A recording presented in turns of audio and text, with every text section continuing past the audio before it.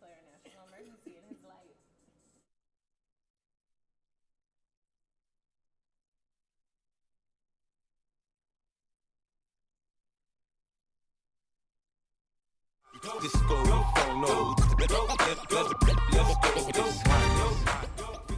Welcome back. On January 29, 2019, actor Jussie Smollett, best known for his role as Jamal Lyon on Fox's Empire, was allegedly attacked in the early morning hours in Chicago. The attack, then labeled a MAGA-related hate crime, drew rallying cries of support from celebrities and politicians alike. But suddenly, as the pieces of his own harrowing story began to crumble faster than Jiffy cornbread, we were all left wondering, what really happened? First, there was a refusal to hand over his phone to authorities to verify the timeline of events.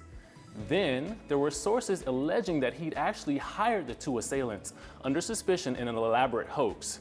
And now the internet is abuzz with chatter, many pondering the question, was this an elaborate scam and why? Here to discuss it with me today, our legal expert, Sue Ann Robinson from Wrong Man on Stars, pop culture expert and celebrity blogger Quentin Latham, and our co-host today, actress and producer Stacy Rose. Thanks for joining us, guys. Absolutely. Thanks for having me. So let's get things started. Was this a hoax? Answer one at a time. I don't want to say hoax. Okay. Okay, but the bottom line is Jussie should go to rehab. Okay. For what, Sue Ann? What are you going to rehab for? To get help. For what? Because, problem exactly. You know, he had a situation and rehab will fix it. Rehab fixes everything. So, you know, Richie, I was one of the first people to jump out there in support of Jussie. I did a whole 20-minute YouTube video ripping the gay community apart for not being on his side, because the Me Too movement taught me that when someone says they've been attacked, that we are supposed to blindly support them and not re-victimize the victim. Now he got me out here eating crow and looking stupid, okay? Something in the milk ain't clean. Yeah. Okay. I Your think thoughts? To be fair and totally objective and impartial, there's still information that has not been released, and I think we just don't know yet. Just to be fair, it's early. It's still early. You know, in no time, all the information is going to be revealed. So but just enough has been revealed to know that he lands somewhere. In the meantime, somewhere he lands. In the meantime, he should go to rehab. Because it seems like a crime. I have a question then. There was such a huge outpouring of support from celebrities and politicians like Senator Cory Booker and Nancy Pelosi, who has since, you know, deleted her tweet. What moment do you think changed for everybody? Because it seemed like the public shifted. I think once the attackers, the alleged attackers, you know, the police released their statement saying that they were hired, I think that's pretty much when everybody was like, Well, for me, it was when they changed colors magically. Because first they were white men wearing MAGA hats. Right. And those two men are darker than me. Okay, so when they magically changed colors, that's when I magically changed party lines, and I'm like, yeah, you're lying. Yeah. Okay. And I think initially there were a few questions, and then they went away.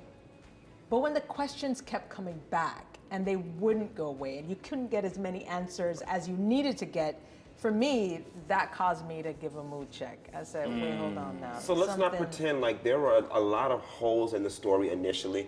Negative 20-degree weather, 2 o'clock in the morning. You call the police 40 minutes after it happened, you still have the noose around your neck. Trauma. That's not a natural reaction. No. If somebody puts something on you, when they leave, your first response is to take it off. But and to that point, I want to play a clip really quickly. This is from the Robin Roberts interview. Okay. And I want to ask some pivotal questions right after we play this clip. Take a look. They wanted me to give my phone to the tech for 3 to 4 hours. I'm sorry, but I'm not gonna do that. Why? Because I have private pictures and videos and numbers, my partner's number, my family's number, my castmates' number, my friends' numbers, my private emails, my private songs, my private voice memos.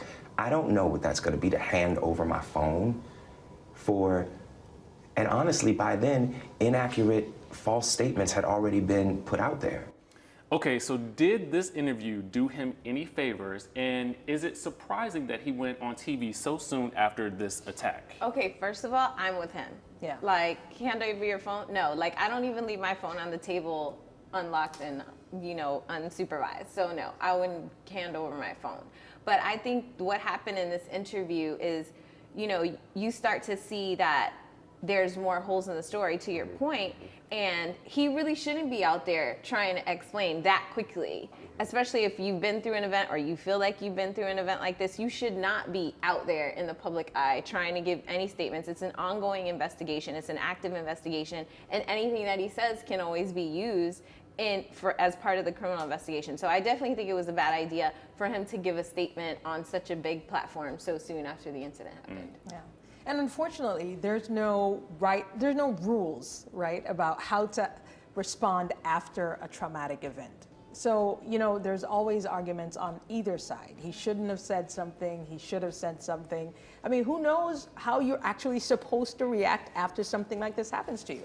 And really quickly, what do you think, Quinn? Well, what would his motive be? You're an attorney, you see these types of things all the time. I need somebody to make this make sense. Right. Iyanla Van Zant taught me that even when we do something that is detrimental to our health, it serves some purpose. Right. Well, the rumor was that he was being written out of Empire. Could that have been a motive? But they're in their final season and you've already made all the money. What's it matter? Yeah, and that's the hard part for me. As a former prosecutor, I'm always going to look for motive, and I just don't see it. I don't see a famous, well-established activist that is comfortable, he's in his lane, he's doing, he's making moves in his career, saying, you know what, let me derail my entire career for absolutely no reason. And that reason alone, because I don't see a motive, is what has me on the fence. Right. I mean, kudos to Chicago PD for suddenly becoming so competent. All right, well, hold that thought, stick around. We've got more on this topic when Daily Flash returns.